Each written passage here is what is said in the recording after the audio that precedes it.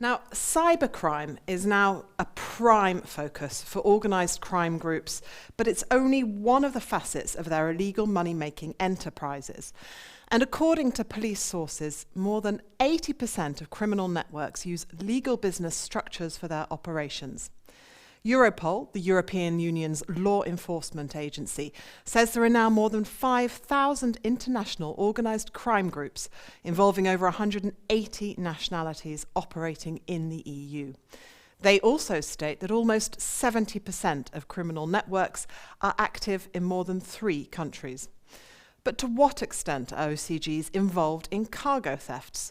Well, in the past few days, Tapa Emir spoke to Michael Will, senior specialist at Europol, to discuss hotspots for criminal activity and the criminal networks involved in these attacks, including the modus operandi being used and the fencing chain for stolen goods.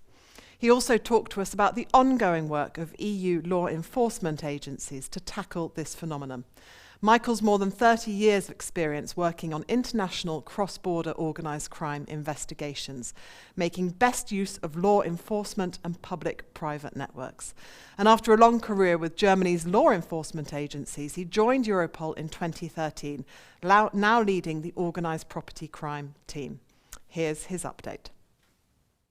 Hello, ladies and gentlemen. My name is Michael Will. I'm working with Europol. I'm the team leader for organized property crime and would like to thank Tapa Emir for the invitation to present our agency in the conference 2021. I will give you a brief introduction what Europol is doing, our mandate, our tasks, our possible support, how we are involved in cargo crime, how we support the member states in this case, and we'll also give you a brief update on the situation on organized crime in general. So Europol is an EU agency. We have a clear mandate, a legal basis. We are responsible to support the member states in the fight against terrorism, serious organized crime, and certain crimes which are in interest, which are affecting the common interest by the European Union. Our network is not only limited to the European Union countries. We are acting worldwide. We have agreements, operational and strategic agreements with several partners worldwide in the East, but also in Australia and the US. So we are working mainly worldwide like our counterpart, the perpetrators, are doing. We have a mission. We have to serve the member states which are paying for us as an agency. We are not a European FBI, although sometimes I wish we had some investigative powers. We don't have it, no execution powers, but nevertheless we are supporting operational activities. We can also take part in joint operation teams on judicial level. Important for you as the audience here, we are the European law enforcement hub for information, and we are also the advisor for the EU decision makers when it comes to priority setting decisions, legal changes. So bear in mind, if you provide data to us, if you keep us in the picture, then we can bring the message also to Brussels. If we are not aware about the problem, we cannot give any recommendations, we cannot give any advice and have no influence on it.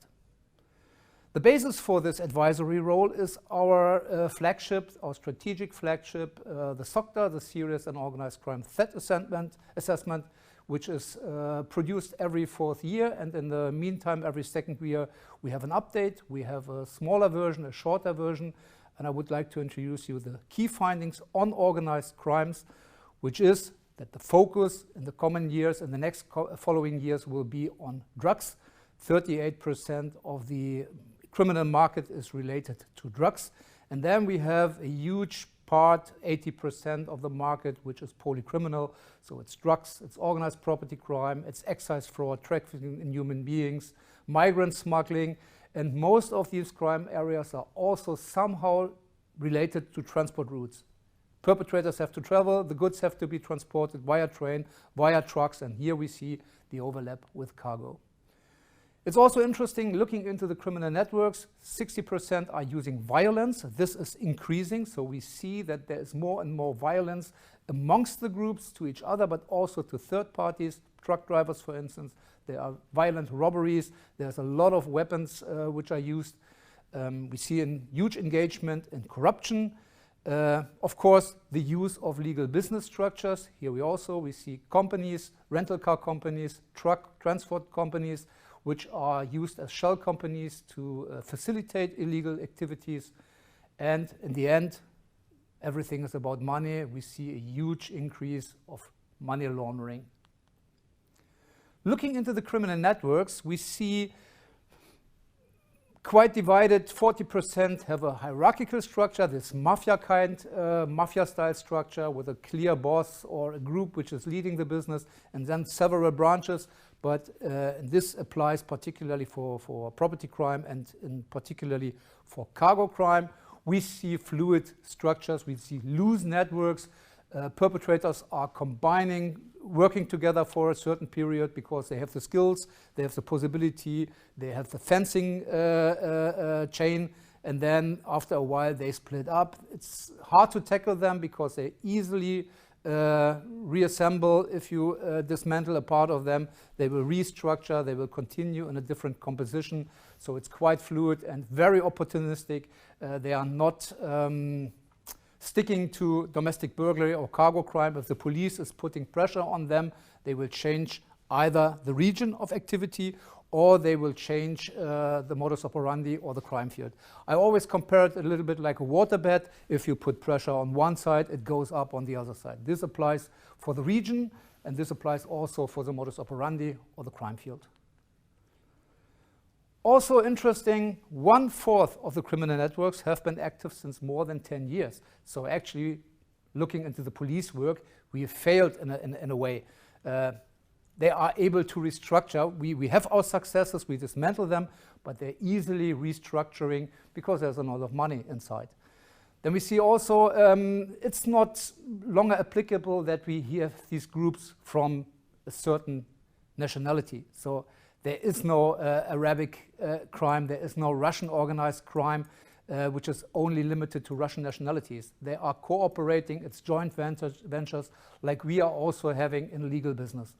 The chain starts with the soldiers on the streets and it ends on the market. And all the side steps and the steps in between are carried out by the groups and different nationalities. There's also increasing cooperation between groups in networks. So it's becoming more and more diverse. If you look into the nationalities, I just Googled it this morning. 100 nationalities are involved. 180 nationalities are involved.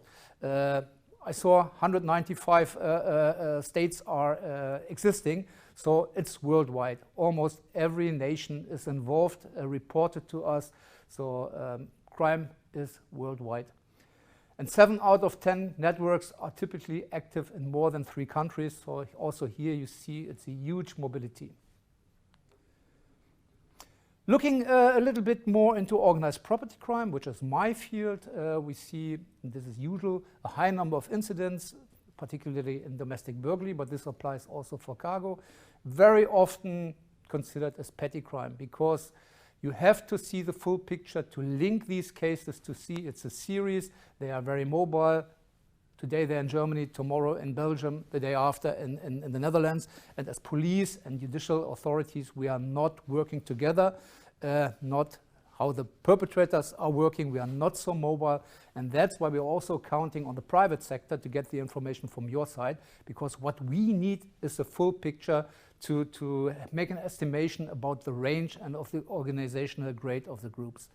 And our focus are the mobile organized crime groups, those which are traveling. We are not looking for the locals. And also this applies, and you have to consider this, when we're talking a little bit later about the statistics, it's always on international level. So we are not looking into the groups which are active in their own country. What we see, and this is really of concern, is the increase in ATM attacks. You see it in the newspapers. We have thousands of ATM attacks in the European Union, but also outside the European Union. The perpetrators are using more and stronger explosives, so it's a kind of a race. The banks are enforcing the cover of the ATMs, and the perpetrators answering with higher loads, which impose a huge threat for people living in the houses where the ATMs are built in, or for people which are passing by accidentally. So it's really, really risky. Also the behavior of these guys when they are escaping from the crime scene, going with 250s over the highway. We had cases where the police helicopter was not able to follow these high-speed cars. They are absolutely ruthless, weaponed with military weapons. So this is the main threat at the moment in organized property crime.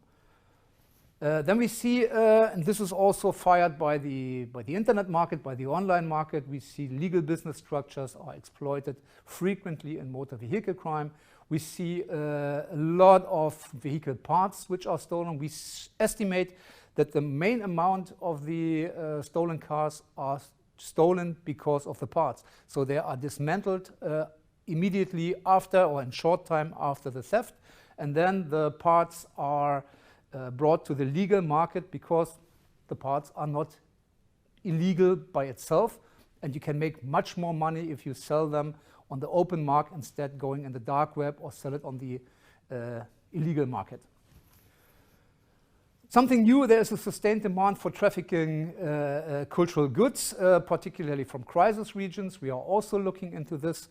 But if you see these fields or these threats, particularly the motor vehicle crime parts or the motor vehicle parts and the traffic cultural goods, they also have to be transported. And here again, trucks, trains, cars, minivans, it's transport, it's related to cargo.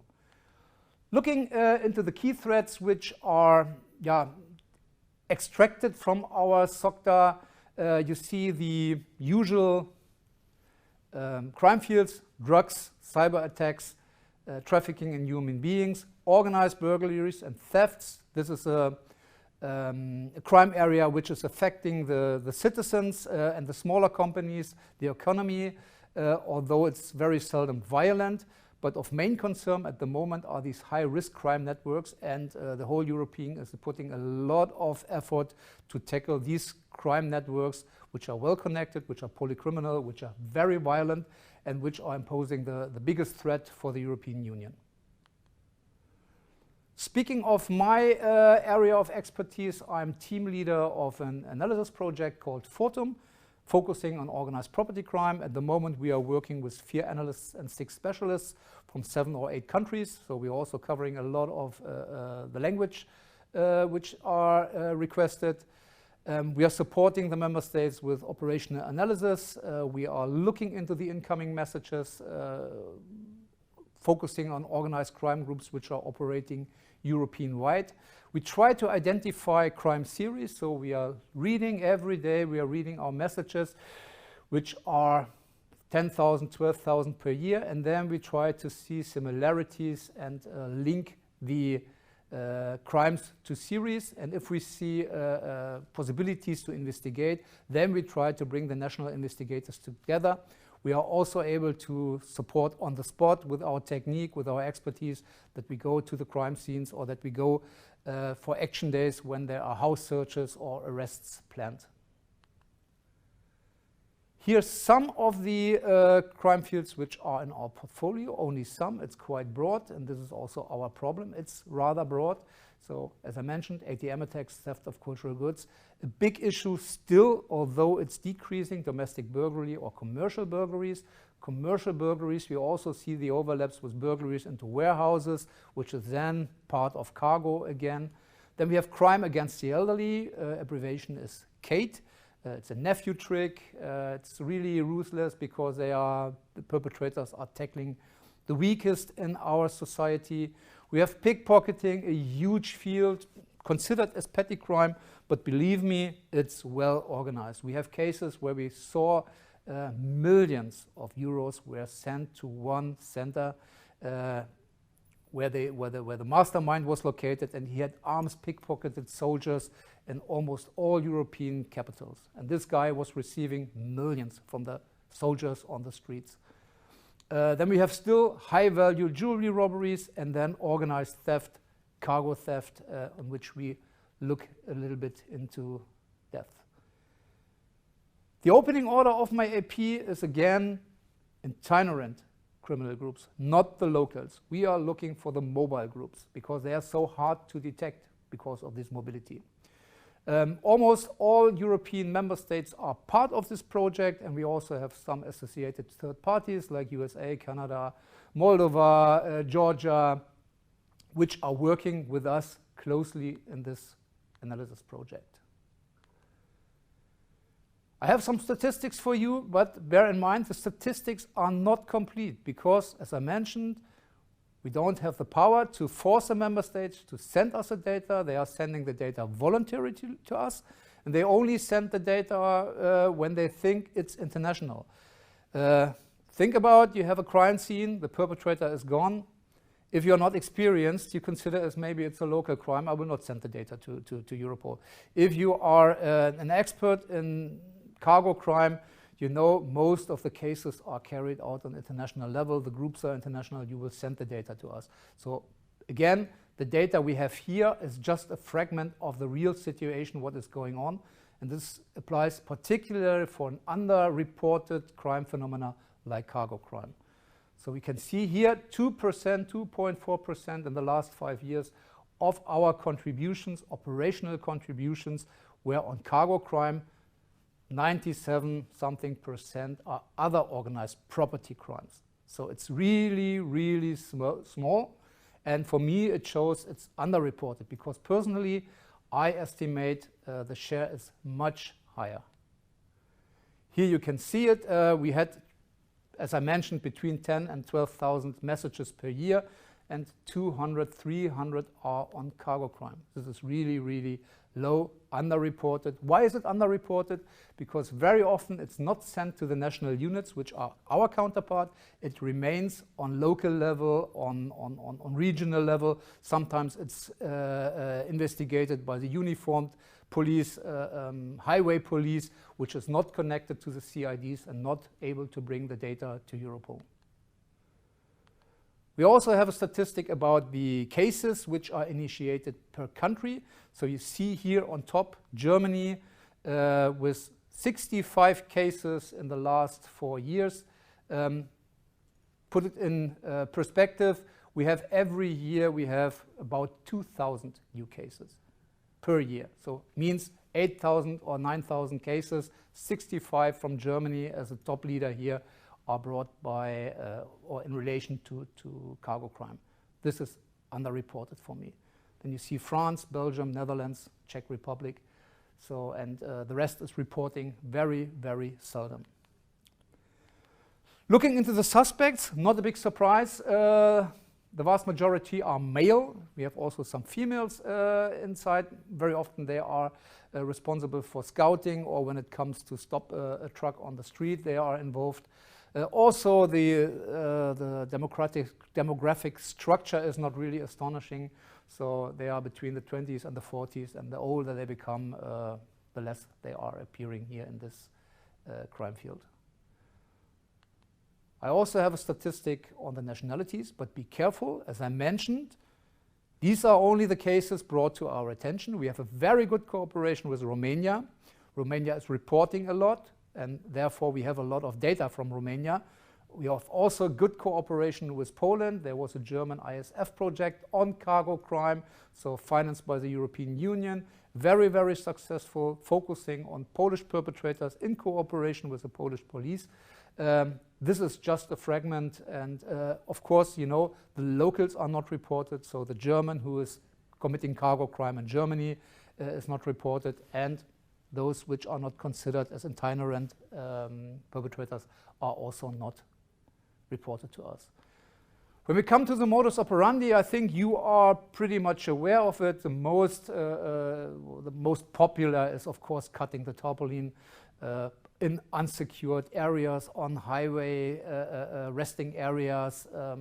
Sometimes when the driver dares to go out and try to stop them, what I would not recommend, because they are very violent, they are always, he will always be outnumbered. They are using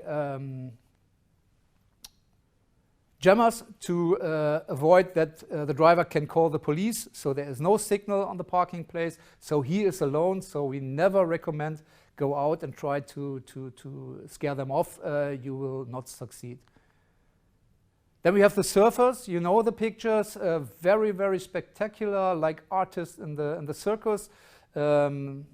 Perpetrators are driving mostly with an SUV close to the truck which they have in the focus, stepping out on the sunroof over the bonnet, and then entering the truck, cutting off the seals, entering the truck, throwing out the parcels, focusing mainly on electronic devices, while 2 other cars behind are blocking the highway that no other car can approach.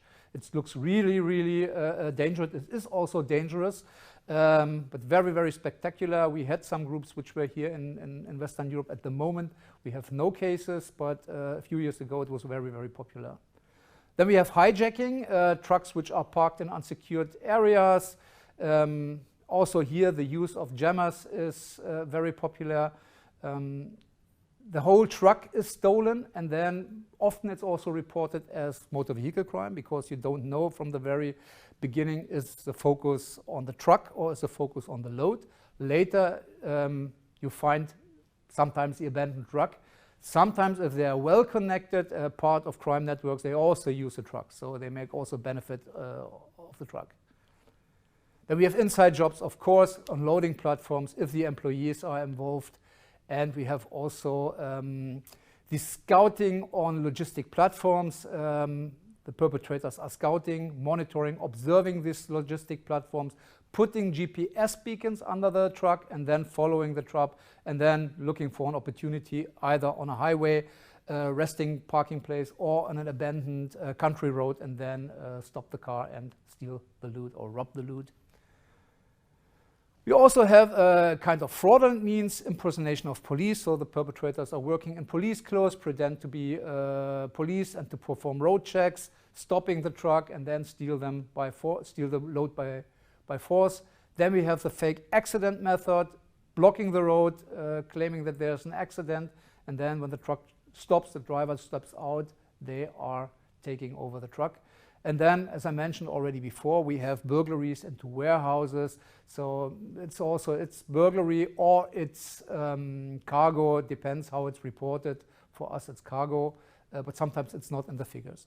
And then also very interesting, the modus operandi is subcontracted companies and the misused companies. So the perpetrators are pretending to have a company. They are looking on online transport platforms for potential cargo transports. Sometimes they even conduct these cargoes until they have the right load, and when the right load, smart TVs or something worse for electronics, then they disappear with the load. Of course, they are using false driving IDs and false license plates.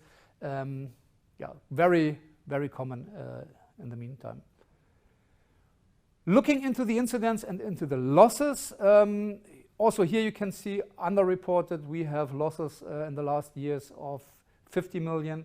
Looking into TAPA, they have 6 times more. By the way, TAPA is our main source when it comes to statistics, because from my opinion, it's the best tool we have in the moment. So we would encourage you to report also to TAPA, because we are taking our picture for Brussels when it comes to statistics from the TAPA figures.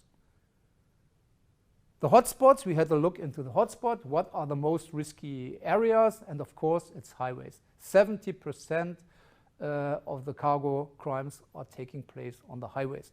Then we have, of course, storage facilities, logistic platforms, major cargo hubs, and the online fraud, as I mentioned. But the highway is the weakest point.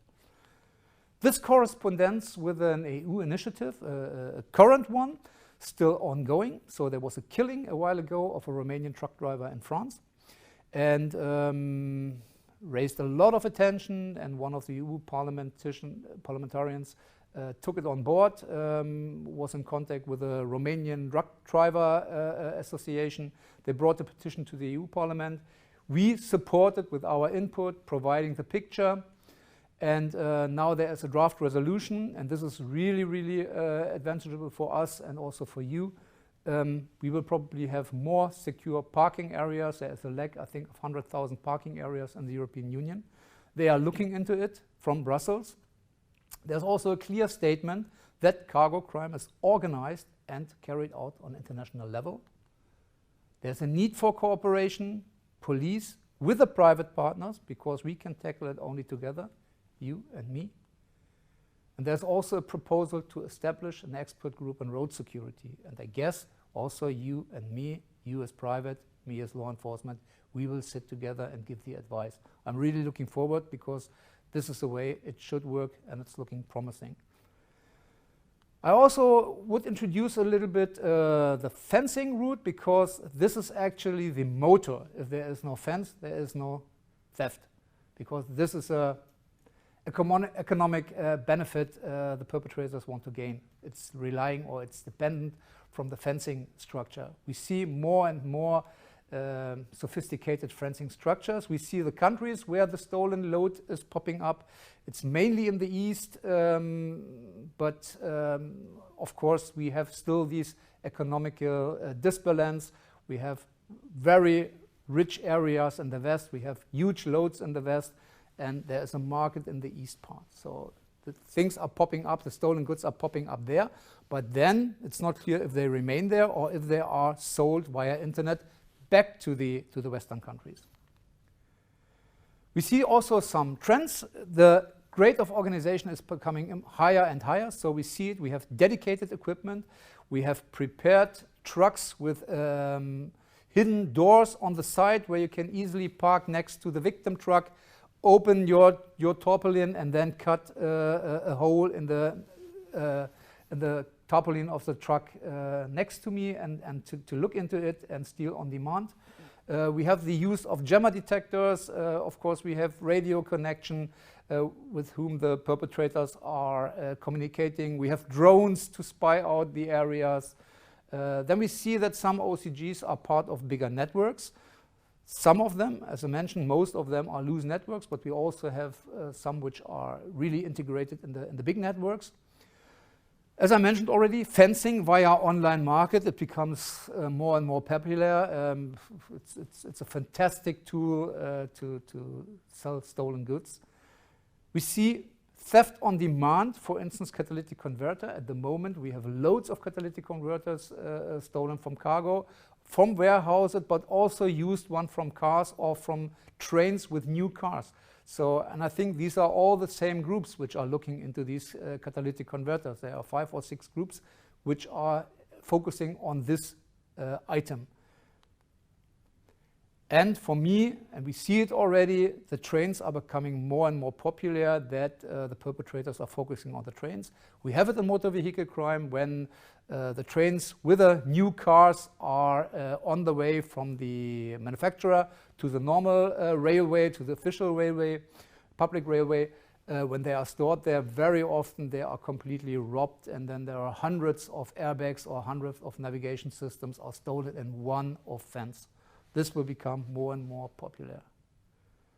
The challenges, as I mentioned, it's absolutely underreported. It's underreported to the police, but I think it's also underreported to the insurance companies. It's very often we see the problem. It's on a highway. The driver has pressure, time pressure. It's not the whole load which is stolen. It's just a few items, and then you have to decide, shall we wait for the police with communication problems, etc., waiting time, or should we just accept the loss and go ahead and continue with our work? So it's underreported. Then we are lacking information exchange on law enforcement level. What I mentioned, it's investigated on local level, it's investigated on regional level, very seldom brought to the national units. Still considered as petty crime, because often we don't see that there are series. We're also lacking involvement from judicial side, because it's considered as petty crime. It's not easy to find a prosecutor who will combine, take over cases from several regions which are not in his responsibility, because this means also additional work for the colleague from the judicial level who is already full usually. And then we see, as an effect, we see the wrong investigative approach. We are working on the soldiers and we are not working on the structure. This should change. We should look who is behind, who is organizing it, who is giving the order, where is the market, what are the transport routes for the stolen goods. And of course, we are also lacking financial investigations. So asset recovery is still an issue in property crime investigations, also in cargo crime investigations, because it's something which is not on a daily basis. Unfortunately, it should be on a daily basis, but also not for the prosecutor, and on international level, it's still demanding. And another thing, which is something different, is the identification of the loot. In motor vehicle crime, we have serial numbers, we have the Schengen system. Here, if we have baby powder, if we have cosmetics, if we have booze, liquors, alcohol, cigarettes, there is no possibility to identify the loot when it's detected weeks or months after the offense in a warehouse. So how can we improve our cooperation? Private, public partnership. We recommend invest in security to make the parking areas secure. Push for these safe parking areas on all levels. Link with your community via your associations. Link with the law enforcement and report. Report to TAPA, because TAPA is our data source for strategic and for statistic data. And link with your law enforcement agencies to report the incidents. Because if we don't have the picture, if this information is not coming to Europol, we cannot bring it to Brussels and nothing will change. So awareness is everything in these underreported crime fields. So that's from my side. If you have any questions, you can send me an email. Thank you for your attention, and I wish you a very good, successful meeting. Thanks.